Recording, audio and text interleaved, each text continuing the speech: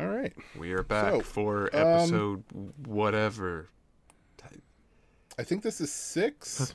It's 5 or 6. It's one And of those. how many do you have backlogged?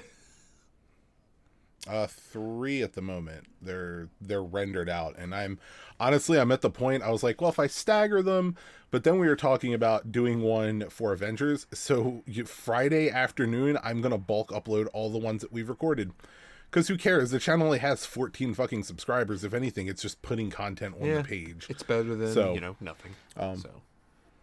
Yeah, and hopefully Sunday. I'll be seeing Avengers tomorrow night at 10 o'clock, and Zach said he might see it Sunday. Make a valid attempt. Misty is going to be watching Game of Thrones that night. I'm like, if we're going to go see Avengers, and then you're going to watch Game of Thrones, that is 5 fucking hours. She's like, I'll of quality She's content, like, I'll power I'm through gonna be it. doing the same She's like, thing. I'll power through it. I'm like, oh, okay. Oh, dude, I wish you watched Game of Thrones. God, I would love to be able to put Misty on the podcast. I want to talk about Game of Thrones. We're gonna get a content. We're gonna get a content match for that. Fucking HBO. Dude, fucking Game of Thrones is so good. Why won't you watch it? Fantasy. God damn it. It's so I like good. 2 things. Fantasy. 2. And I like Berserk. I love Berserk. And I like Conan. Those are like the only... Then watch Game of Thrones. Game of Thrones is kind of like Berserk. I don't know. Berserk has a whole lot less I would say politics. that it's fantasy with a more violent Berserk twinge. might have more rape, in fact. Okay, look. More monsters, Josh. More monsters. Oh, dude, there are plenty of fucking monsters in Game of Thrones. They're just people. The worst monsters. Big sword. Big sword. They're pretty cool weapons in Game of Thrones. Josh. Big sword. Get your head out of your ass and watch Game of Thrones. I know you will like it. If you're really worried about the politics, it's really not that bad. Like, the hardest thing about Game of Thrones starting off is remembering who the fuck everyone and then is. Seeing them all die during the Red Wedding. Yes, I know. No, you really don't. You only see the people. You don't. You really don't. Most of them are still alive for now until this upcoming episode. Oh shit, people are gonna die Sunday, and I'm super fucking excited. Like, I know you don't watch Game of Thrones, but I have to talk about this. The last episode, spoilers, by the way. Fuck it, we haven't warned anybody about spoilers on this podcast so far, so fuck it. Like, the last episode was one of the sweetest episodes. I don't mean sweet as in, like, dude, it was a sweet. Yeah, I heard it was a whole lot of, hey, I remember you. You're not dead. I'm not dead either. What's up? Dude, it was a lot of closing arcs and storylines, because the battle for Winterfell is this Sunday, and bitches are gonna die. Like, it's bound to happen. We've only got fucking 6 episodes left, and it's gotta happen. But I won't get too much into Game of Thrones. Just hashtag Giants Milk. That's all you gotta know. Hashtag Giants Milk. But barring Game of Thrones, actually, going back to Game of Thrones, something in it that's relevant to... No, it's something that's relevant to us. They showed a brief teaser for a Watchmen series that HBO is developing. Did you know about this? No, I did not know they were doing more with Watchmen. Yeah, dude, fucking Jeremy Irons is in it. I am down. Like, they didn't put, like, a trailer out. It was just like since Game of Thrones is HBO's cash cow right now, like, they really make you wait to watch that episode. Like, it's supposed to be on at 9 o'clock, and by 9:05, they're showing you, like, 30-second teasers for new series that they're putting out. So, like, I'm sitting there, like, I don't give a fuck about this show. Show me Game of Thrones. But the last one they showed was for Watchmen. I wonder if it's going to be, like, prequel that. stuff, like, because they did a Watchmen, like, prequel comic series a few years back. Like the fucking, like, with the ship or whatever. I don't know if you remember, if you've read Watchmen or how long it's been. Watchmen kind of ended pretty definitively, so it'd have to be prequel stuff. It did. I don't know if it's a prequel. I think they're doing their own adaptation of the comic. I'd be down for that. Like, look, anything that gets me more Rorschach, I'm fucking in. They show Rorschach, like, their interpretation of it, and I kind of dig it. Like, it looks like, what am I fucking looking for? Like Resident Evil with the chainsaw guy, like how it's just like a fucking cloth pulled over his head. It kind of looks like that with like the Rorschach print on it. Now that could be early Rorschach because we know like in the comics that's kind of what he had before he got the whole, you know, shifting mood which thing. Which fabric. they didn't go through it in. They didn't go into it in the movie, but like in the comics, that was just like he worked at like a clothing store or something, and that was just a dress, a woman's dress, and that just did that, and he's just like, I'm gonna take this and turn into a vigilante, and I'm like, all right. Like I know that Watchmen the movie gets a lot of shit from people mainly because of the ending, like how it completely changed the ending. You know what? I didn't hate the ending for the Watchmen movie. The movie at because all. the ending in the Watchmen, the Watchmen ending in the graphic novel works for a graphic novel. You cannot make a movie like Watchmen that has the tone that it did with the seriousness that it had behind it, and then at the end fucking pop up, oh, there's a big squid. Big squid. And it doesn't work. It doesn't fucking work. You can't watch the intro to that movie and tell me that fucking Bob Dylan playing that whole fucking intro was so Come gather round, good. children, wherever you God, that's such a good opening to it. I love the Batman. I love the Batman nod in it. Like you see how in that universe it's completely different. But I love Watchmen. Like I know it's long, and it does kind of drag at points with the story a little bit, like the interpretation from the comic. But goddamn, dude, like the casting in that movie. I love that. That for me is Zack Snyder's best movie. It's like, it's hands a great down movie. Like come at me and tell me fucking Man of Steel is better than that. Oh, fucking like, Man of Steel. I hate Man of Steel. I don't think anybody likes Man of Steel. But Josh, anyway. why the hell would you take the time to terraform a planet when being on that planet turns you into a god? Fuck you, Man of Steel. Not to mention the fact that it managed to take Superman, who is the iconic American hero, and somehow turn him into angsty, city-destroying, quote, super, quote, hero, unquote, quote. Why quote. can't he punch through Kryptonian steel, but not the fucking armored suits? I have so many issues with that movie. I don't know. And dude, I'm not even a Superman fan. We might do a Man of Steel episode at some point, but let's bring it back around. Zach needs to watch Game of Thrones. HBO is doing a Watchmen series, which I'm sure we will both end up watching. Haha. Who's gonna watch The Watchmen? We are. That's right. High five, Zach. Do the mic. Do it. Fucking smack our nuts. Anyway. Speaking of HBO, I started watching Sopranos. Since we're I have not, and I don't really ever plan on it because I don't care. I'm almost 20 years too late. It's a good show though. It's a real solid show. I feel that way about The Office sometimes with me. Like, we'll get into that in a minute. You know what I need to watch? I think it's on HBO. The Wire. My hero Omar from The Wire. The Wire. I love that movie. Like everybody talks about. I know quite a few people that I agree with their stance on both cinema and video games that say The Wire is the single greatest piece of entertainment they've ever seen. Like I have never come across anyone that said it was anything less than amazing. But I've never watched it.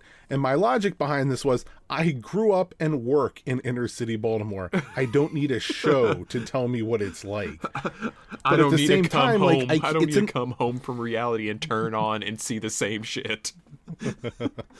Damn you, Idris Elba. Why are you in Baltimore? But it's one of those things that's always in the back of my mind that I feel like I should go through and watch. So I may do that at some point. But I don't know. The Sopranos I have zero interest in watching. I might watch Deadwood. Like, that looks cool. I know they're coming out with a movie for it because fans complained about it. So Well, we'll see. It's pretty neat.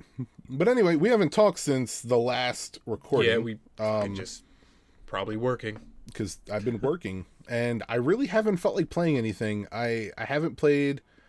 I maxed out Division. Well, I didn't max out Division, but like I got to end game content in Division. And I played that for a little bit, and I was like, I'm gonna take a break. And you know what happens? You take a break from a game you ground the fuck out of. It's kind of hard to go back to it immediately.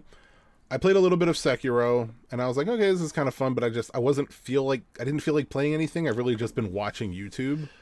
And that's pretty much it. Watching more of those like, retro car reviews. I've been watching those and Red Letter Media. I never did check out. I meant like to check out that, and I completely forgot after my channels right now are Red Letter Media, real car reviews or regular car reviews, and Techmoan. Like I love that guy. For like being an older British gentleman, it is a very relaxing channel to listen to somebody talk about the history of cassette tapes and VHS. So, that's all I've really been doing. Let's see. I played through. Did you ever hear about this indie game? It's a very artsy indie game called Gris or Gree, spelled Gris. Probably pronounced Gree. Yeah, I've heard of it, but I didn't play played it. through that, and I think you probably do it in like 3 hours. Play through it. Is it a Switch Yeah, it's game? on the Switch. So if you ever catch it on sale, you should pick it up. Man, that game, like if someone were like cross their arms, all stuck up their nose, like video games can't be art, and be like, fuck you, play Gree. That game is. I don't think anybody can make that argument anymore. But I get what you're saying. That game is Artist the video game. It's super pretty. I'm sure it has all this deep hidden like it seems like it's really tackling the maybe like the anxiety stuff, kind of like how I think Celeste was meant to kind of tackle depression in its own way. So it's definitely hits on mental health and with its meaning, but yeah, it's fucking really pretty. God, it's a pretty game. Such a beautiful art direction. I hadn't been on the Switch until I want to say like 4 days ago when I took it to work and claimed a shit ton of codes for all the new games that we ordered. I don't blame you. So I wound up with like 900 points in the span of like an hour. That'll get you about $9, I think. I think it's like $100. Yep, I went through and I got a pretty hefty discount on Final Fantasy VII for the Switch because I was going to put it toward another game, and Mario was just like, I really want Final Fantasy VII Portable. And I was like, I've beaten that game more times than I've beaten my dick in my lifetime. But goddamn, I can't say no to somebody wanting 7 Portable. Fuck, we've talked about it before. Yeah. I bounced off that game so hard. I got a good distance into it this last time. I think you're right. Like I think it's picked that up for. At what point do you meet that materia thief girl? It's like in this canyon village or something. Wherever that is. You mean it's when you meet Yuffie. That's where I got the last time I played it, and I just you're pretty decent. Yeah, I got game, a long man. ways into it. I just don't like that game. I've really tried to like it. We've had this conversation before. 7 is a game that you had to experience at a certain point. Actually, I think you can say that about any Final Fantasy. Like, except maybe the first one. I don't really think it applies to the original Final Fantasy, but I think that any Final Fantasy you really experience at a certain point in your life and it just clicks with you, and that becomes what you identify with. And really, you can almost say that about any video game. But I think it's very particular to Final Fantasy because since they came out at certain I want to say like milestones in gaming history for the most part. Like, you have, 4 and 6, which really kind of define, the SNES and stuff like that. Then you've got 7, 8, 9, which are very much, of the PlayStation, and then 10 and then all that other shit, like working their way up.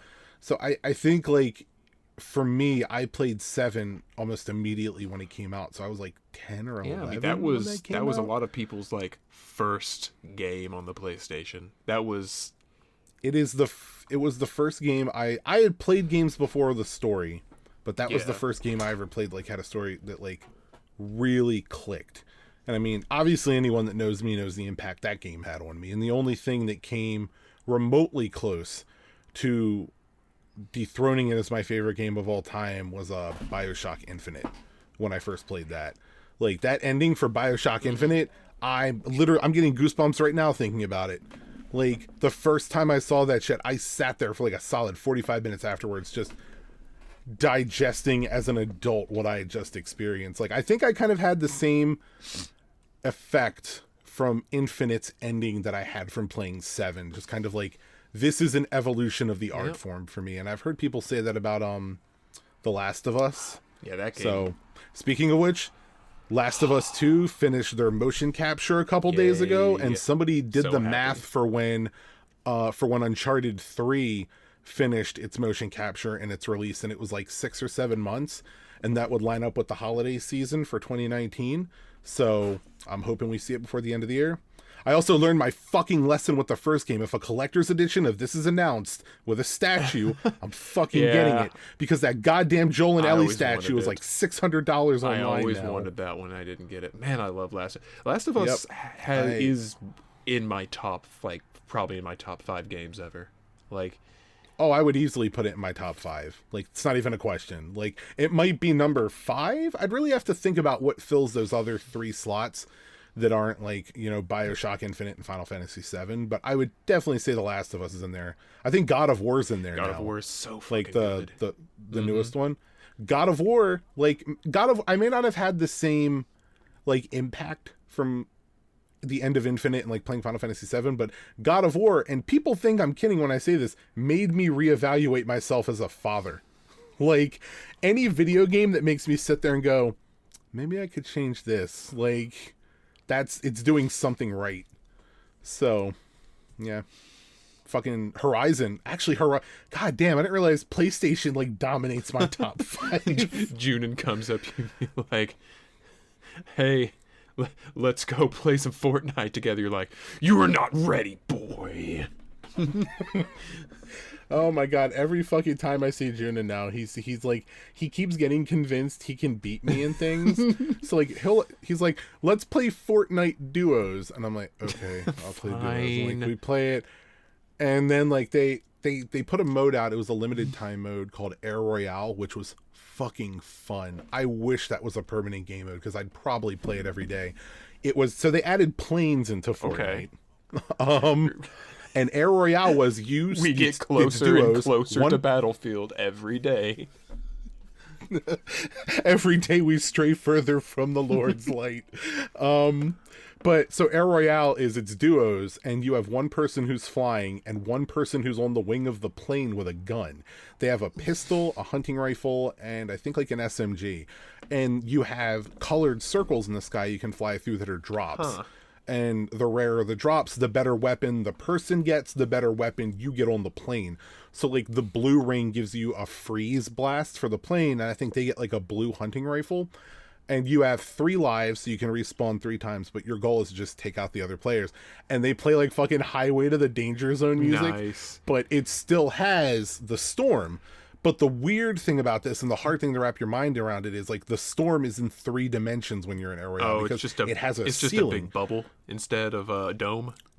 It's not as much a bubble as it is, like, a circle with a flat circle on top of it for the top of the ceiling. So, like, you can't go above that ceiling, and you can't go outside of the storm. Like, but when you first start off, it's a big ass like, cylinder. Yeah, it's like a whole fucking map. And, like, the whole map, it starts off. And I had so much fun with that game. Man, I mean, it sounds fun. You could hop off of the plane, parachute, and land on someone else's plane and kill the pilot and the other gunner. That was the stuff of legends in Battlefield. Doing that shit. I only ever did that in Battlefield 4. That was the only game I could pull that kind of shit off. Like, the one thing I distinctly remember was the Chinese level with the building that would collapse in the middle. And I remember one time I took one of the transport helos and just gunned, like, I was right in front of the building. I knew there were enemies on top. So I gunned it all the way up to the top of the ceiling, and then just cut the engine and let it drift down on top of them. As it's falling, I, like, had strapped C4 to it, popped it when it landed, and killed, like, 4 of them. Which, in the grand scheme of things that Zach and I have done on Battlefield, that's pretty tame comparatively. Hashtag tank sniping. Man, I miss Battlefield 4. I really liked Battlefield. What the fuck is the new one? Battlefield 5. Yeah, I had a lot of fun with 5. I haven't played it in a while. Like, I played the fuck out of that game by myself. I think I'm max rank in it, which that doesn't say a lot, because I think you can only get to, like, rank 20 or something in this one.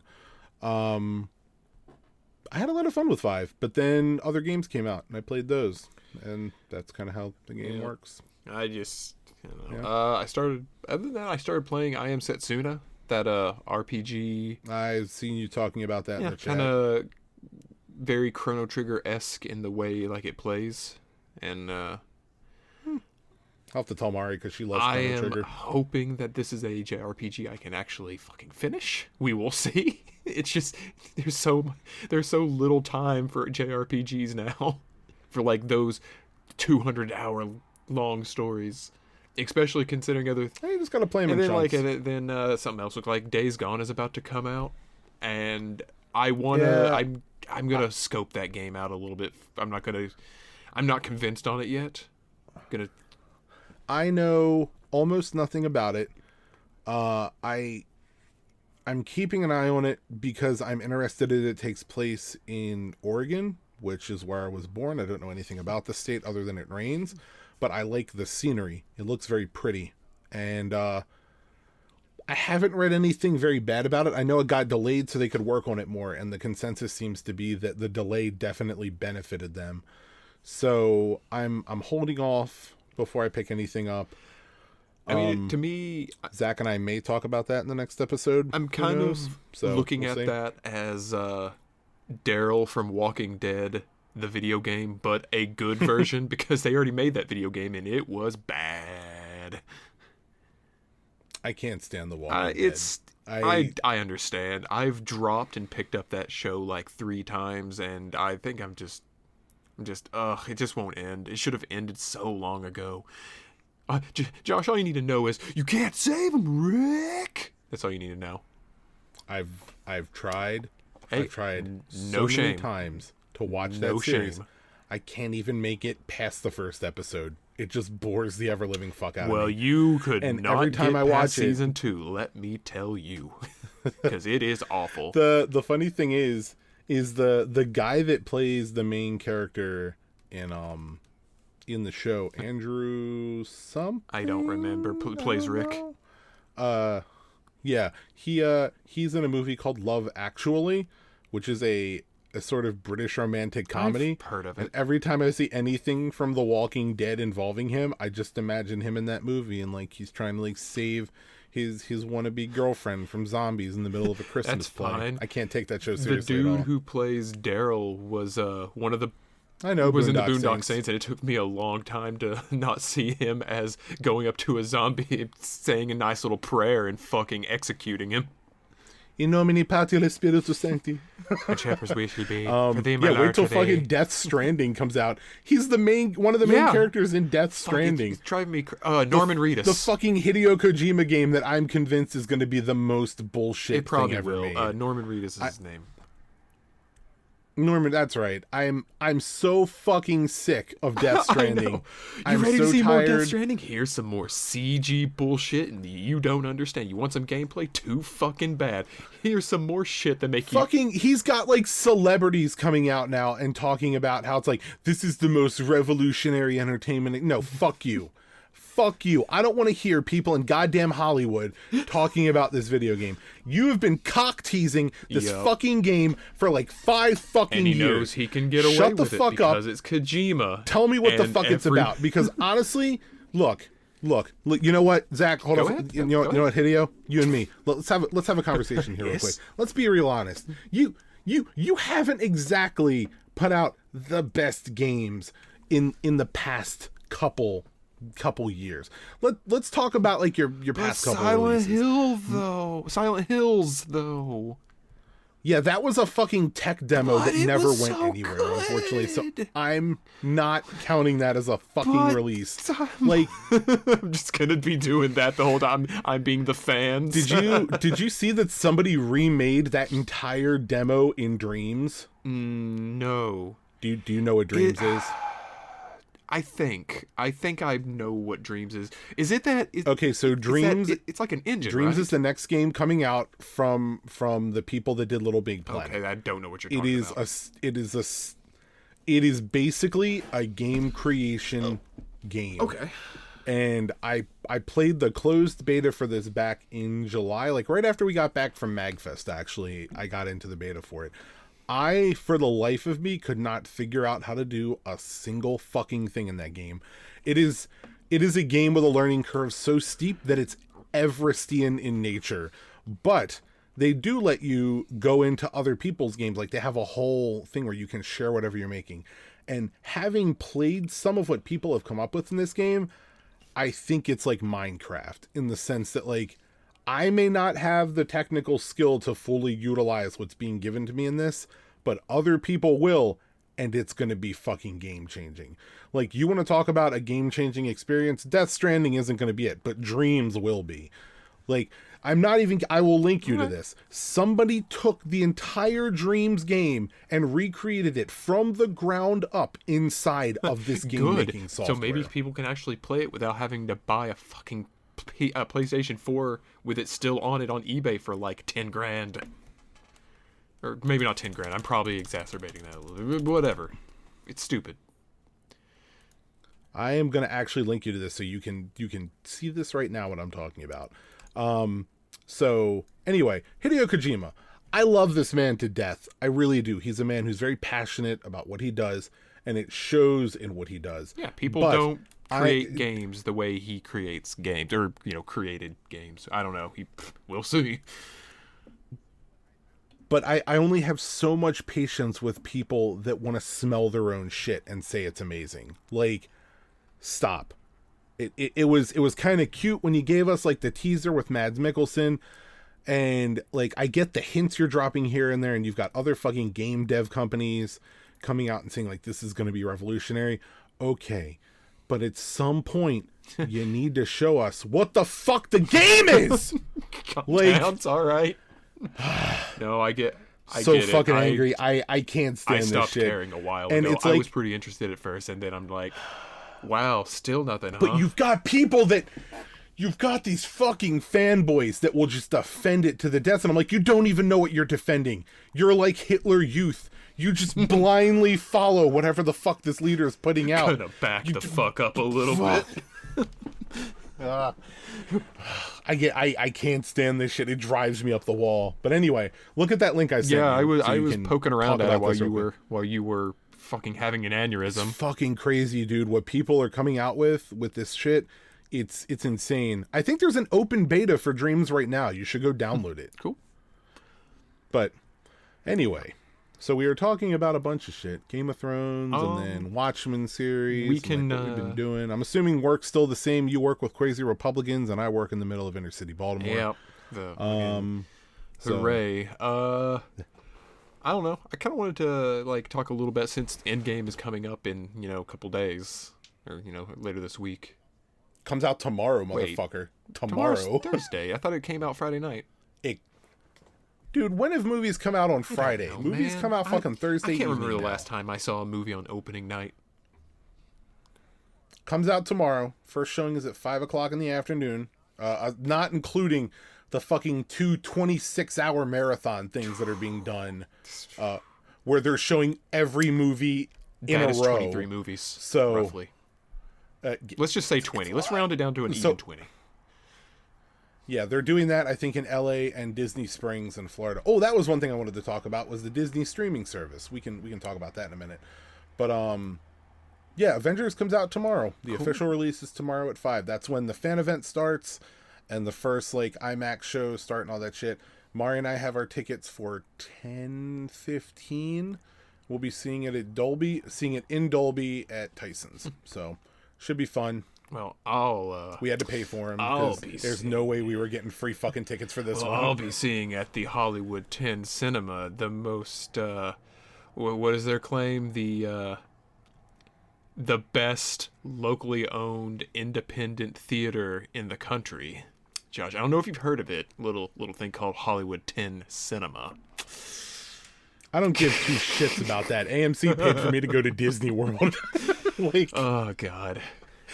Not a single fuck was given. But yeah, it did have me kind of thinking. I like kind of threw this out at you.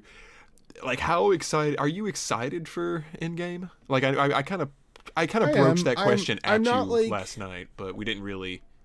I'm not as excited for it as I would be like a new Phoenix Wright game. Like, that would get me fucking hype. I'd be super excited for that.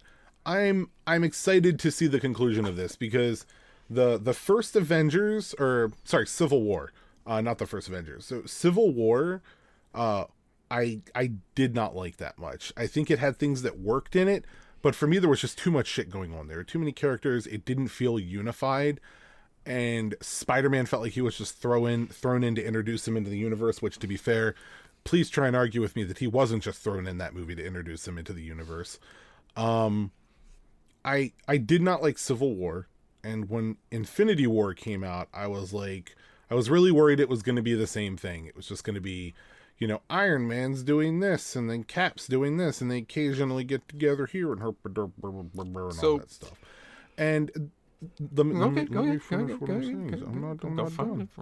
So that's how Infinity War started, but as it, for me, Infinity War was like a pyramid. It started really wide and gradually tapered together till eventually came together to a pretty solid point. I really, really liked how they handled Infinity War, because, man, juggling that many fucking characters, you may not call Infinity War an Academy Award winning movie, but unfortunately we do call Suicide Squad an award winning movie. We're not going to talk about that. So much money. It may not be Oscar worthy, but Infinity War is an achievement in filmmaking because of how they juggled all those fucking characters, and it worked, and I really liked it. So I'm excited for Endgame to see how it all ends, to see kind of the reverse pyramid of that, where everything is starting with this fine point and working its way back out to the individual storylines. So Infinity War and Endgame it's kind of like an hourglass for me. And I want to see how things are going to play out. It's like I told you when we were talking earlier, the more I think about Captain Marvel, the less I'm liking it. It's something about it just doesn't feel cohesive in the grand scheme of things.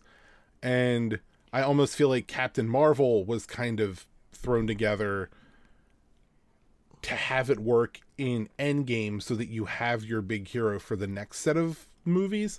And something about the movie just isn't clicking with me. And maybe it will down the road. But I'm very interested to see what's going to happen with Spider-Man, since this is the last movie in the Marvel Spider-Man contract, and Sony's already taking pretty aggressive stances to not letting Marvel use him after Far From Home, which is going to be really fucking weird. Wow. So, wait, did Fox do Spider-Verse? Or not, Sony, rather. Sony did. Oh, man, that means they get Miles Morales, too, because then I'd be like... Sony still owns the rights to Spider-Man. Let's make that crystal clear. People seem to think that just because Spider-Man was a confusing ass mess sometimes, and it's hard to keep track of. It's less confusing now that Disney owns Fox, but the thing to remember is that we have X-Men now, and we're not gonna use them either. I mean, the thing is, at first we can talk about X-Men. Go Let ahead, me finish please. what I was saying because I about have Spider-Man things real quick. wanted to say too. So please go on. So I'll make this quick with Spider-Man. So the thing to remember is that Sony owns the rights to almost all of the Spider-Man IP right now. And they made a deal with Marvel so that they could use him in Civil War, Infinity War, Homecoming, Endgame, and Far From Home. Those were the 5 movies they agreed upon. Now that Into the Spider-Verse has made more money for them than fucking sin, Sony's getting arrogant, and they're like, well, maybe we should take back the Spider-Man IP, make our own fucking Spider-Man extended universe with shit. Meanwhile, everyone in the world who's a nerd and has common sense is going, look at what the fuck you did with the Amazing Spider-Man. Calm the fuck down, Sony. Keep doing Spider-Verse, but let Marvel handle their shit with Spider-Man here. You know who they don't have. We don't know what's going to happen. There's a very good chance that, after Far From Home, we're not going to have Spider-Man in any more of the movies. Who they don't have, though? They don't have Scarlet Spider. Disney could make them a Scarlet Spider movie, and that would be fucking rad. I don't know if they own the rights to that. They may have gotten that. He ain't Spider-Man. He's Scarlet Spider. I don't know.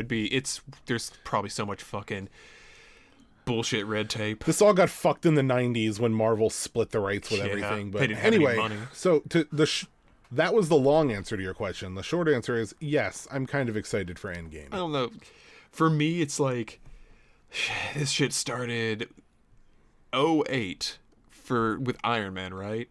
And yep, 11 and it's years been ago. going in phases. Though I kind of think of it more as seasons. So you got your Iron Man, your Hulk, Iron Man 2, Thor, Cap. Technically, it was before. Didn't Hulk come out before Iron Man? That first Hulk movie, but I don't think it's part of the MCU. Incredible Hulk, the one that had It is considered part of the MCU, but it's not considered canon, which is really weird. Incredible Hulk, the one with fucking Ed Norton. That counts as part of the MCU. At least according to this list. So anyway, so like you have those movies leading, like Captain America leading up to Avengers. That was like season 1, and like, God, all that leading up to it. Thor was fine. I didn't love Thor as a movie. Yeah. But like all the led up to Avengers, which was fucking awesome, where everyone was like, more please, give us more. And then they're like, all right, here you go. Yeah, because it was still new and fresh, and we're like, holy shit, there's so much they can do with it. And we're like, we're so excited to see more. So like, here you go. Here's more. Here's Iron Man 3. And we were like, we're like, Iron Man 3, that's a really cool suitcase transformation. No, wait, Iron Man 3 was the one with Mandarin, that was right? Mandarin. So it was like, oh. And they're like, huh? Thor Dark World? And we're like, oh. Which, fucking Thor Dark World, probably the worst Marvel MCU movie. Like, I'm going to throw that right on the table. I fucking hated it. I can't even tell you what happened in that movie. It was so boring. Yeah, I'd probably agree with you, even though I have a serious dislike for parts of Spider-Man. Like then Homecoming. Winter Soldier. But anyway, Winter Soldier was fucking forgettable. Like, ultimate. It was, okay, I remember. You completely skipped over Captain America. Yeah, Captain America, Winter Soldier. No, Captain America, the first Avenger. You skipped after that. I mentioned it. I mean, like, that was season 1. That was after Thor. You don't just mention it. That movie was amazing. That was season 1. We're in season 2 now, Josh. But yes, for the first Avenger, but you didn't mention was great. It was great. It was like, I figured you knew what I was talking about. Yeah, but they might not. Well, Zach. I mentioned it. You were too busy yammering about pickles and beets, whatever. You didn't fucking mention a goddamn thing. Anyway, keep going. Winter Soldier. Yeah, Winter Soldier. Like, there was a part in Winter Soldier, one of the few parts I actually remember it, where it's this, I think this part where Cap meets up with Black Widow to team up against whatever, because I don't. And I remember in the theater, I'm watching, I'm like, this just feels like an episode of a show to me. Like, that's the way it felt. I don't know why. Yeah, that's kind of what the MCU. I mean, become. It is, but like even at that point, I was just like, this just feels like they're going through the paces. And like, so Winter Soldier was boring. Guardians of the Galaxy was fucking rad. I loved Winter Soldier. Winter Soldier, I give a lot of credit for being like their attempt at a quote adult. Bucky Marvel was film. there. Like, that was cool. Yeah. I mean, point? Like, that's really all I could say about Winter Soldier. That was a good one. Winter Soldier, I just ultimately forgot. I disagree. I think Winter Soldier is one of the better films, but anyway, Guardians can agree was great. Was great. Because tonally, in terms of tone, Guardians was the first film they made that really mixed up that formula. Like, it was the first. Iron Man had comedy and Captain America had some comedy, but like Guardians of the Galaxy was the first real like comedy driven of the Marvel films. And then then you have Avengers: Age of Ultron, which might be the second worst Marvel movie to me. I did not like Age of Ultron. There was a couple parts. There are things about Age of Ultron that I like. Specifically, I really like James Spader's performance as Ultron. Mm-hmm. Like, his voice work in that was phenomenal. But god damn, that movie bored the fuck out of me. So bad. And it's for a movie where you drop a country, floating like, literally, like you drop a fucking country. Like, it just, the whole time I'm sitting there like, just, okay. What was it? Floating islands. Like riding on cars. And then Ant-Man was the end of that like phase or season, as I like to think of it. I'm gonna put this out there. I just saw Ant-Man and Ant-Man and the Wasp recently, like within the past like. Because I saw all these in theaters as they come out, so I don't think I've rewatched any of them except for like one or two of them. The only ones I hadn't seen in theaters were Dark World Ant-Man and Ant-Man and the Wasp. And Mari and I, like, we had a day off, and we were just, I think we had 2 days off, and we were like, with Endgame coming out, it was right before Captain Marvel, like, before Captain Marvel, like, we really need to see Ant-Man and Ant-Man and the Wasp, so I just rented them, or I rented Ant-Man, because Ant-Man and the Wasp you can still watch on Netflix, and I really, really They were liked fun them. little, Like, almost self-contained little movies. They were fun movies. Let me preface it with this, because this is the first time I've been able to discuss these films, really. The first Ant-Man, I loved almost every minute of. Like, Paul Rudd nailed it.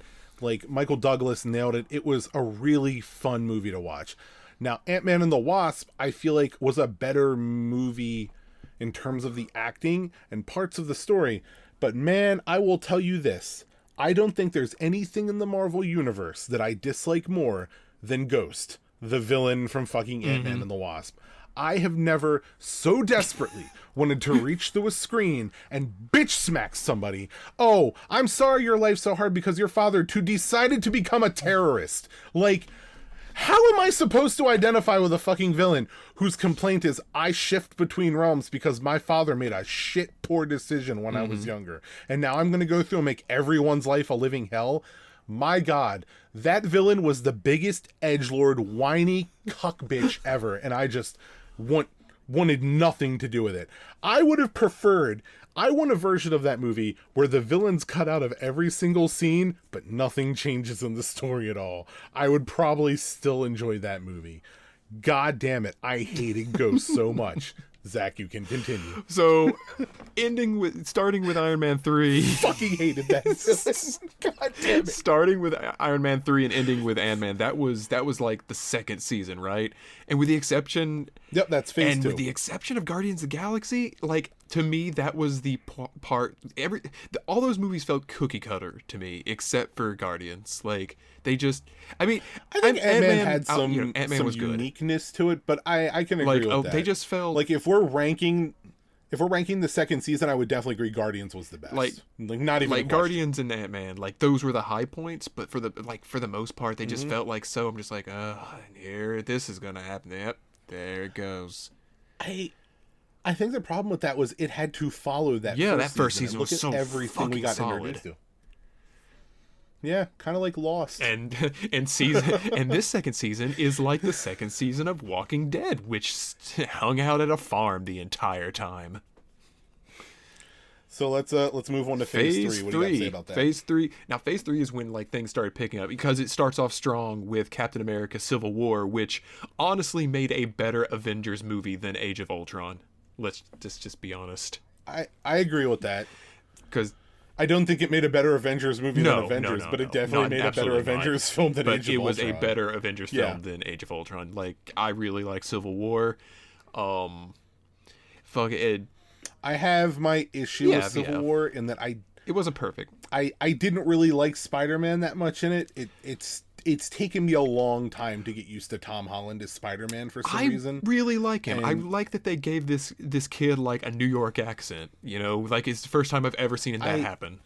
And he's British. Yeah, but so was Andrew. So was Andrew Garfield. Like for me, you have Tobey Maguire, who is a really good Peter Parker, not a good Spider-Man.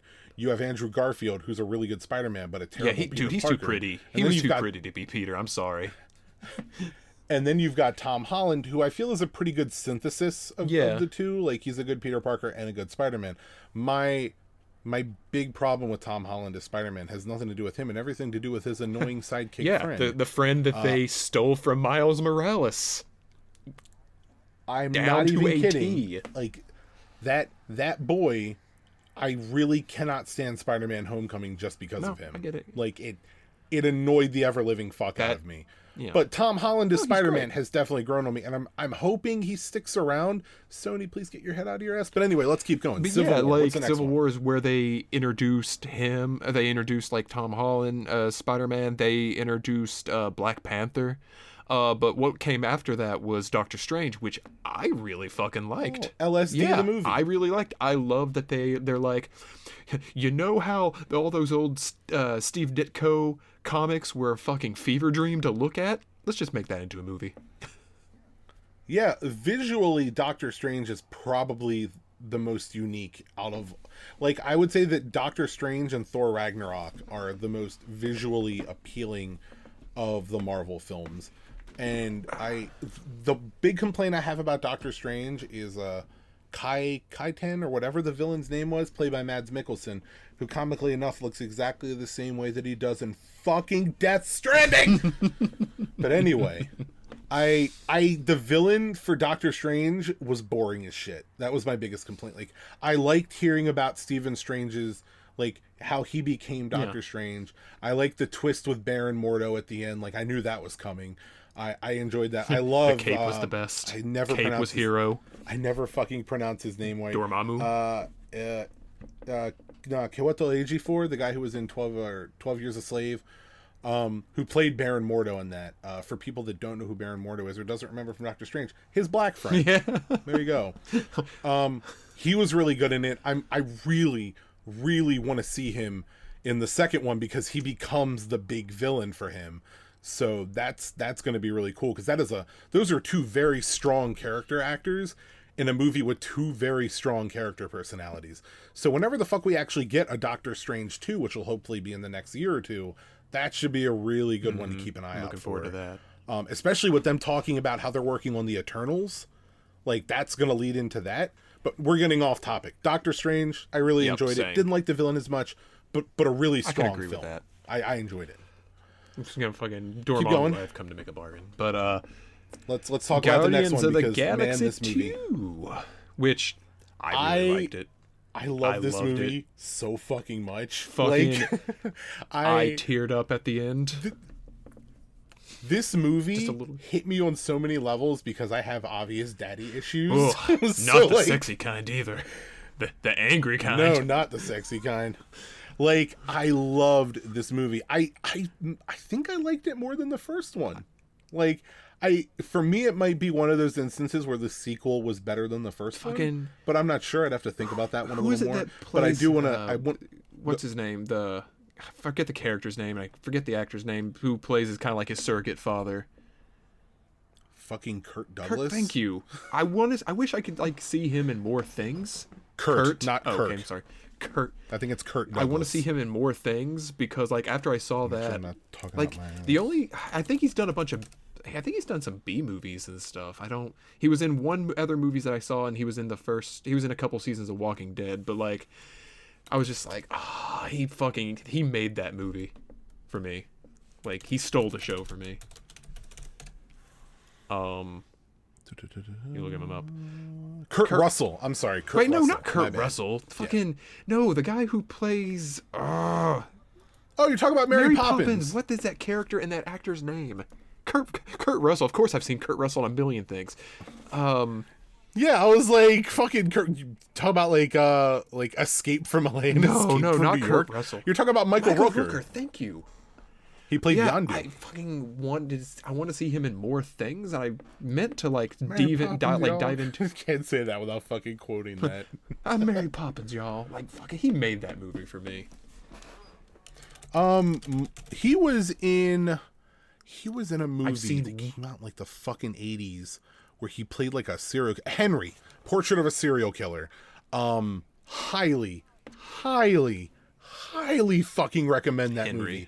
Like, okay. It is just a dark, twisted, it is literally a portrait of a serial killer. And that came out the year I was born. So this man has been making movies for a long fucking time. The only other movie that I've seen him in is, I don't remember the name of it, but it was a movie where all these people work in this office, and then they're... The Belko experiment? Thank you. Part of like some kind of government experiment where they have to kill each other in like a very Hunger Games-esque fashion. Yeah. Yep, it's the Belko experiment. I know exactly what you're talking about because it came out a couple years ago. Other than in Walking Dead. I would like to point out that he was also in Psych, which is the greatest TV series of all time. I don't remember him in Psych, but yes, I agree. Psych is amazing. He played a villain that kidnapped Sean and didn't want to kill him, but his partner wanted him to. His name was Garth Longmore, which is a great fucking name. I've watched Psych way too many times. But anyway. Yeah. Keep the list going. Where Spider-Man are we at now? Homecoming, which we've talked about. You know, we don't really need to go further into that. I think we do. Okay, you have more grievances, clearly. I don't. This is more of a praise. While I dislike his friend, we need to talk about the fact that the everything else about that movie was almost perfect. Oh, fucking like villain Vulture played by Jack Nicholson. Yes? Jack Not Nicholson. Who played Vulture? I'm so bad with names today. I'm fucking tired. Fucking Michael Keaton. Why did I say Jack Nicholson? Because I got Batman on the brain, and Jack Nicholson was Joker to Keegan's Batman. Oh my god, I'm trying to imagine Jack Nicholson as the Vulture now. Oh my god. Could you imagine Jack Nicholson in that car scene before the prom? Like how creepy that would be? Look, Batman 1 is my favorite Batman movie, and those two are in it, and I always mix the two names up when I'm trying to think of them in other things. Ugh. Fuck me. Did I mention to you that they're coming out with a 4K like UHD remasters of the first 3 films in September? No. Batman, they're going Batman through and Returns like and Batman Forever. We're just gonna not talk about Batman and Robin. Thank you very much. Dude, those movies are good to laugh they at. are. But like, yeah, the first 2 Batman, they were straight real films, so they can go through and do full 4K restorations of them. I'm pretty excited for those. You. Josh, do you know what killed the dinosaurs? The Ice Age. The Ice Age. Chill. Oh. Can we just take a minute to appreciate the fact that Mr. Freeze, we can go from Arnold Schwarzenegger jokes to Mr. Freeze in the cartoon with one of the most depressing episodes of anything ever made in human history. Holy shit. I So love Mr. Freeze. We're already almost an hour into this, and we haven't even talked about Thor Deep Star Ragnarok. 6, so let's keep Thor going. Ragnarok was fucking amazing. My favorite of all of the Marvel films. It was so good. Taika Waititi was the director. I had people like, I think, what was it? I can't remember who it was like, I don't even like comic book movies. I don't like, Thor Ragnarok was great. Like, it was on that level. It was directed by Taika Waititi, who also did What We Do in the Shadows, which is one of the funniest fucking films of the past 20 years. And they're making or have made, and it's already out, a show. It's already out, the TV series. When is he is also currently working on his We Are Wolves? No, he's working on that, but he's also working on his comic adaptation where he plays Hitler with a yellow cowboy hat. I shit you not. Like, all right, I'm in. Where do I throw my money at?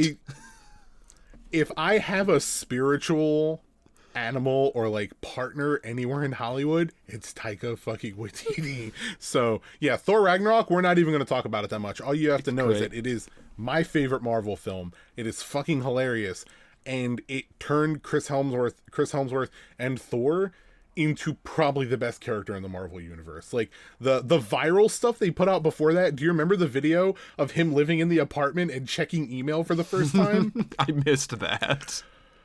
Oh my god, I'll have to link you to this. They did like viral promotion stuff where it was like they'd wonder where the hell had Thor been this whole time, because he hadn't been in the past couple movies. And apparently he had just been living in a flat in New Zealand and learned how to check email for the first time. And it's like he has his hammer, he has Mjolnir tucked in a tiny bed with a blanket over it next to him. Fucking love it. Anyway, Black Panther was after that. Right. I don't know if we ever really talked that much about it. I really like Black Panther. It's easily one of my favorite Marvel films. I feel like it deserves most of the praise it gets. Some of the writing is a little dry at points, but the acting is fucking stellar. The world building is some of the best I've ever seen in a film, period. Not just Marvel.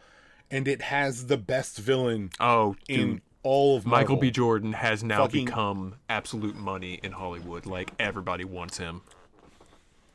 Yeah, you need to fucking watch Creed. God damn, those movies are good. But, yeah, Killmonger, that scene at the fucking end, when he's like, just bury me in the, or like, leave me in the ocean, like, bury me in the ocean with my people. I am white, fucking white, and I was like, that is fucking intense. Fucking heavy. That is goddamn. I really enjoyed that movie. I feel like it gets some of the praise is a little iffy, because like I said, some of the script writing in that movie and some of the action, like if I had one major complaint with Black Panther, it's that some of the fight scenes just struggled. They didn't feel really natural, and it's mostly that last one on the train track. I mean, it had some great like scenes. that was really like that highway chase. That was great. Let's not forget fucking what's his name as Dr. Claw, like what is his name, Claw or whatever. Like he was a really good villain who wasn't even in most of the movie. Yeah. Like I like that character, and you've also got Martin from fucking The Hobbit. Yeah, Martin, I honestly felt Smith, his inclusion was just kind of. He was just felt like he was just kind of there. I'm like. They needed a way to tie it to the overall universe. I know, it just felt forced. It was just like, he was. My favorite he character was in the the movie token was Shuri. white guy. So he was. He's the Tolkien white guy. Oh, Lord of the Rings. wordplay. My favorite character in the movie was his sister. Dude, I was about to love mention Shuri. she's so great. Yeah, Shuri's great. I really hope we get to see more of her. Fucking what's his name? The father from Us, who plays the rival, rival clan, the War Dogs or whatever. Like I loved him.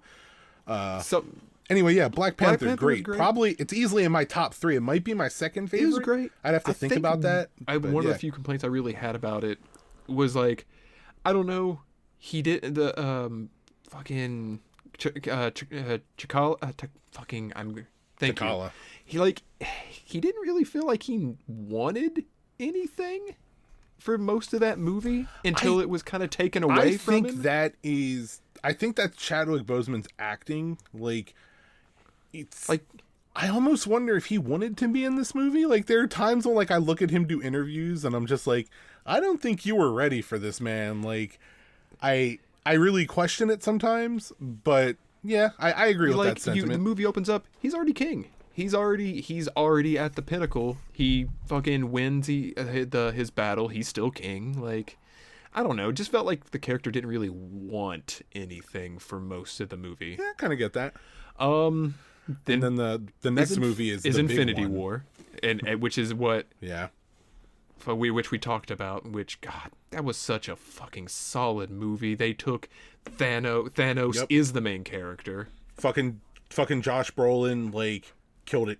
Just nailed it. Like, there's really no other way to describe that movie other than just all around.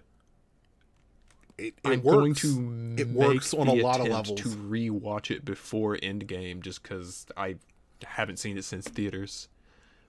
I just hope I have it. I remember pretty much the whole movie. I do too, but I still really want to rewatch it. It's still recent enough. It's solid. It's so good. I like to think of that point as like mid-season hiatus, or not like the mid-season finale.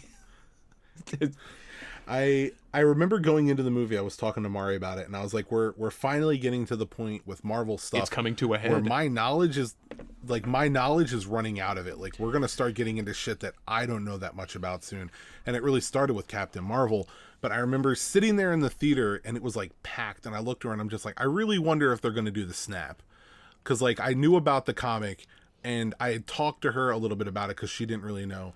And there were these guys behind us, and, like, one of them tapped me on the shoulder and was like, they got to do it. And I started talking to him about it. I'm like, there's really no other place to go. Like, we know he's getting the gauntlet. They're not going to twist the storyline enough so that something else happens. We know there's a part 2. So, like, we're sitting there through the movie and we're watching everything happens. Like, he's getting the stones, and, like, when he went to go do it, I just, like, tapped Mari. Like, I just poked her. I was just like, dude, the theater's gonna fucking lose it. Like, half of these people don't realize what the fuck's about to happen. And, like, he did it. And when they fucking start dropping, like, there were audible gasps in the theater. Same. And then obviously there's the whole like, I don't want to go fucking God, moment. And, like, there was a woman crying in the background and shit. And I'm just like, they nailed, like, they pulled it off. Like, the minute that happened, I was like, they did it. Like, they could end it on fucking Endgame. They could end the MCU right there, and it would be perfect. And what's funny is that they was Captain America one of the ones that got snapped away? I know Tony wasn't. No, Cap's still there. See, that was what I was like, all right, so this is gonna be how, you know, Robert Downey Jr., how fucking him, how Cap, and, like, how they end their contact. This is how it's gonna be. And then they didn't get snapped away. I was like, oh. And then they're fucking big money makers like Black Panther and then Spider-Man, who have barely been in the MCU so far, are gone. I'm like, okay, well, there's no way that's permanent because they made all the fucking money. They've already put out a trailer for Far From Home. Like, we know there's another one. But like, people are still being like, well, that could still take place before Endgame. Like, I mean, honestly, that would be a great way if Sony doesn't give them the rights back to like write Spider-Man out of it for now. Because there's that's the debate. This is my theory. The debate is that it becomes like, this is my theory real quick. Endgame. Sorry, I mean, I'm just saying that's the theory that Far From Home is before Endgame, because there's nothing in the trailer to suggest otherwise. What I think is going to happen with Cap and Tony is I think we're going to see Cap sacrifice himself to do something. I think we're just going to see him sacrifice himself to kind of save everyone. And I think that's going to cause... Sorry, go ahead. I think we're going to see Tony, like, realize, like, after he's come so close and he almost lost Pepper again, like, this is it for him. Like, he's gonna pull back from this role and, like, maybe be more like an advisory role for things. Like, he needs to live his life. He needs to be with Pepper. And, like, in turn, that's going to open up spots for, like, you know, Captain Marvel to come in and kind of fill that role. And honestly, what I really want to see, and this is just the sentimentalist in me, is there's already a rumor, and it's the only thing I know about Endgame is that there's no post-credit scene for this. Oh. That it's... Well, that at 3 hours, I want to leave. I'm going to be ready to go. But what I would love to see is if Cap really does die in this, I really want the end of it to just be like a monument to him with his shield stuck in it. And like one of the last things we see is just Bucky go up and like put his hand on it. That's how it needs to end. Because like, for those that don't know, Bucky takes up the mantle of Captain America post-Civil War. Yeah, Cap gets... When he's killed Cap gets fucking headshot. Like, boom, headshot. And then he comes back. We're not going to talk then he about comes that. back and he's hyped. But I feel like that would be a cool way to end Endgame. But anyway, we were talking about Infinity War. Yeah, Infinity War. But I mean, like, fucking said most of... Fucking love Thanos. Yeah. Infinity War was great, and then after Infinity War, Ant-Man and the Wasp. Poor Ant-Man and the Wasp. Yeah, that it's that a hard movie act had to follow up fucking Infinity War. I loved Ant-Man and the Wasp. I thought it was a fun little movie. It was a very nice palate cleanser after Infinity War, and I love the post-credit scene. Your heart's been broken, so but here's something fun. Here's something fun until the fucking post-credit scene when you're reminded that your heart was broken. Yeah. Like... and then you had Captain Marvel, which we talked about. We had a whole previously. podcast where we talked about that. We're not going to get into Captain Marvel too much. But now we have Endgame, which comes out tomorrow. So, and that will... It should be fun. We will talk more about Endgame, obviously, I think I'm just... in the next episode when we both see it. I think I'm just, like I described it to you as like a Stephen King book, like Under the Dome, that is so long. And while I've enjoyed the ride for the most part, I'm ready for it to be done. I'm kind of ready for it to just be capped off. They're going to keep making Marvel movies because those are cash money, but I think I'm my big concern tired. Is like, I think I'm going to stop caring about them. Like, you're already getting rid of the characters. That is true. I really care about.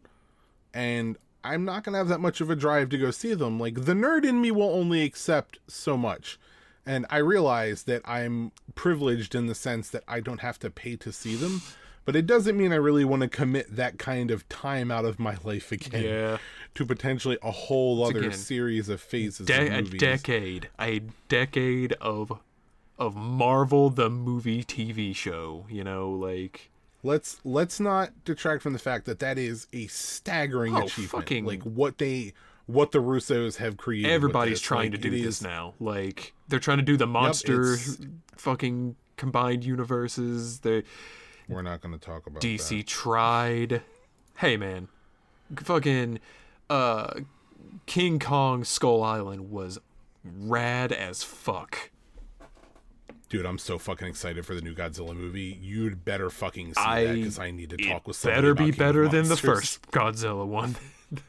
It looks so good. But anyway, we're getting off topic, and we're running this episode really late. Fine. So I think there's no better way to transition than when we start talking about a monster in our universe than to talk about the movie we watched, which Zach was Deep Star 6. Deep Star 6. So, Zach, why don't you? I know you don't like giving movie summaries, but I'm going to make you do it because I need to look up something real quick. Why don't you give us a movie summary of Deep Star 6? People in an underground lab or whatever doing underground science things. A couple of them die. Couple more of them die. Takes an hour for the monster to show up. Monster shows up, kills some more. Fucking 2 people survive. Movie's done. There. I saved you an hour and a half of...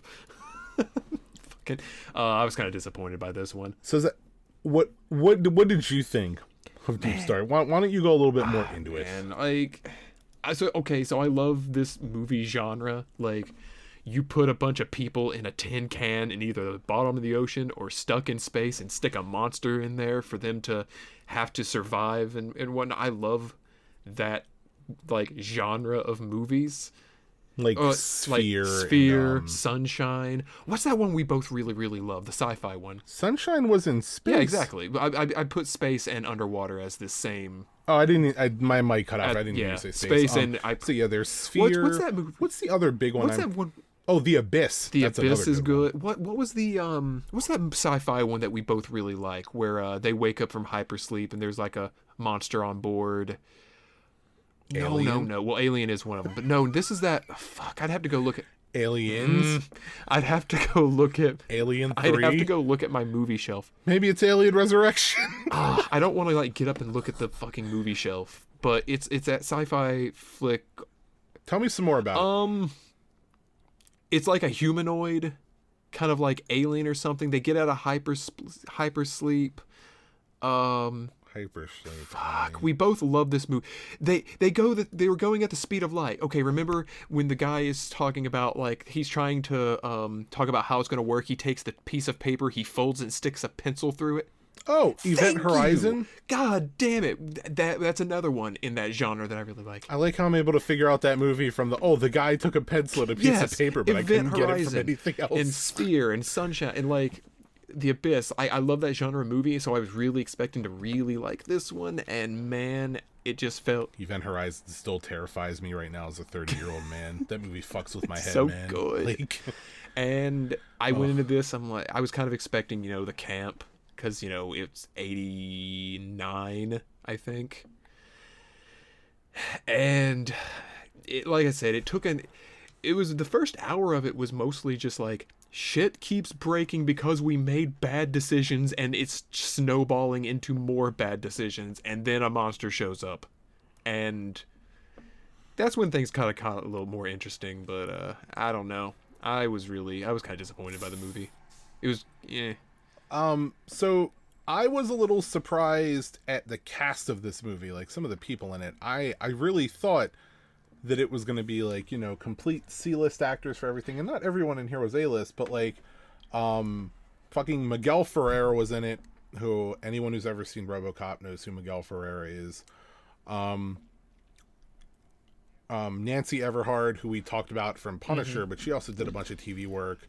Matt McCoy, who also did a bunch of TV work like later on. And surprisingly, Nia Peoples was in this, who is a pop star, basically. Like, she became a relatively famous pop star in the late 80s into the 90s. Also did work on TV throughout the 80s and 90s, and I still think does for the most part. But I was really surprised to see her in there. So it's a very interesting cast of people in this movie. But to summarize the movie better than Zach did, because he's shit poor at describing anything, you have these scientists underwater in an underwater facility, and they're at risk of being shut down by the government. So they're doing experiments in like the strata of like the earth to see like how deep they can go with underground caverns and everything. And there's a scene in the movie where the guy who's in charge, the headstrong scientist, like, we got to get this done or they're going to shut us down, tells one of the other scientists, we need to take samples from this area in the ocean. And the scientist is like, it's basically fucking hollow, bro. If we do this, it's going to cave in. We need to do some sound tests. Head scientist is like, no, fuck that shit. Put some explosives down there and fucking deal with it. Not even kidding. This is almost verbatim what happens. Much. Like, it's like science, no, dynamite wins. So One thing about this that I did like were the models, like the little models of the Oh vehicles, yeah, the various ships and everything, and or the subs. I like stuff like that. When they blow a hole in the fucking ocean floor, there's a scene where they send a drone essentially down there to scout everything, and this is where you first kind of know there's a monster. But I thought that was a really cool scene, how they showed like the underwater tunnel and everything. It had a very sort of 80s dreamlike surreal aesthetic to it, and I thought that was kind of cool. But yeah, that's how the monster shows up. They blow a hole in the fucking ocean floor, and a big old fucking isopod, whatever pod, I don't know, pod racer thing fucking shows up and starts murdering everyone one by one. And there's some pretty violent death scenes in this movie, which were awesome. The fucking CO2, the CO2 shark gun. Yeah, Miguel Ferrer in particular has a really cool death in this. Like, he slowly starts to lose it because he accidentally detonates a nuke on the ocean floor. Like, just casually detonates a 20 megaton warhead. But, like, so the character that Miguel Ferrer plays is sort of this, like, engineer, and he gets chastised a lot for things. And over the course of the movie, like, he fucks up a lot of stuff, accidentally murders somebody with a fucking CO2 cartridge harpoon, detonates a nuke on the ocean floor. All of this is within the span of like 20 minutes, by the way. He loses his mind and is just like, we need to escape. We need to take the escape pod and get back to the surface. They keep telling him like, no, dude, we gotta fucking decompress first, or we're gonna have like rapid repressurization. That shit takes and days. He's like, no, we gotta do it. You have to be in a decompression so he takes container. Like, so he takes a fucking escape pod and goes to the surface, and you totally see him just fucking bleeding out of the eyes and the ears, and fucking pops like a balloon. That was pretty satisfying. But that being said, this movie was fucking garbage. Like, let's not let none of my previous praise excuse the fact that this movie was a garbage fire of the hottest proportion. I was really like I was expecting more of like a. Did you ever see Deep Rising? Yes. Fucking, I was because I went into Deep Rising expecting nothing, and I came out of that like, that was fucking awesome. Like, I was expecting that, and I did not get it. There was way too much interpersonal bullshit in this movie. Like, not enough character development to go alongside of the interpersonal bullshit. So it's just people complaining half the fucking time. And then there's a weird side story where, like, a woman gets pregnant and she wants to get married. They're, like, the last two people alive. And let's completely ignore the fact that this pregnancy managed to survive being assaulted by a creature that's millions of years old and not fully depressurizing to go back to the surface. Which, there's one scene in this movie that I want to point out made no fucking sense to me because it should have killed the two main characters 50 minutes into the film. And I'm going to explain it right now. So, when everything first goes down with the creature, one of their little scientific facilities basically gets knocked off, and it's like it's hanging off an ocean shelf basically. And the two main characters take one of their like underwater pod submersible things and attach it to it and hold it in place while they're going in to rescue this scientist to rescue a scientist that's been pinned under stuff and this other female character. So main character and only black man. And the only black man in the film, whose only emotional establishment in this film was a picture that his kid drew him, so we're supposed to feel some sympathy with that. But they go in to rescue these characters, and there's a scene where they're trying to open the hatch to get into there, and the black guy who's like the captain, he's like leading everything for this. He's like, we don't have time to do this, and like he just bashes an electrical box to try and like get the door open. And I'm just like, okay, that doesn't seem very scientific. And like it sparks up and shit and it goes wrong. It's just like, all right, maybe we shouldn't do that. So they use a security lever to kind of like twist open the door, right? Which sets up the whole scene that I'm about to explain. So they open the door and they manage to rescue the female character. The other guy who got pinned under the water had already died. Which, by the way, that Russian guy has been in a fuck ton of movies and video games. He's been in like the past 3 Call of Duties. Like a bunch of different movies playing generic Russian scientist guy. But yeah, so Russian Guyovich. Russian scientist guy gets pinned under this shit. He dies in the water. they rescue the female. So the female and the generic white guy who she had a baby with get out. And as the black captain is escaping, he gets pinned under the door and it breaks his back. And the white guy's like, I'm not going to leave you. Like, you know, you're my best friend and all this shit. And he's trying to save him. And the black captain, in what I consider to be possibly the most selfish act in cinema history, and I know he's doing this to try and save these people to get them to leave, like basically hits the crank to get hits a button to flood this thing and just starts pumping water into the room with him. You just made and it like harder. They're gonna drown. Like... Now here's what I'm having a hard time believing. So water floods this chamber like immediately. We're not talking like, you know, over the span of 5 minutes. We're talking like they were in knee deep in water and within 20 seconds it's up to their chest. Like they're going to be swimming. So the lady who they saved, like common sense, she's like, yo, I'm dipping. I'm getting out of here. See ya. White guy's trying to save the captain.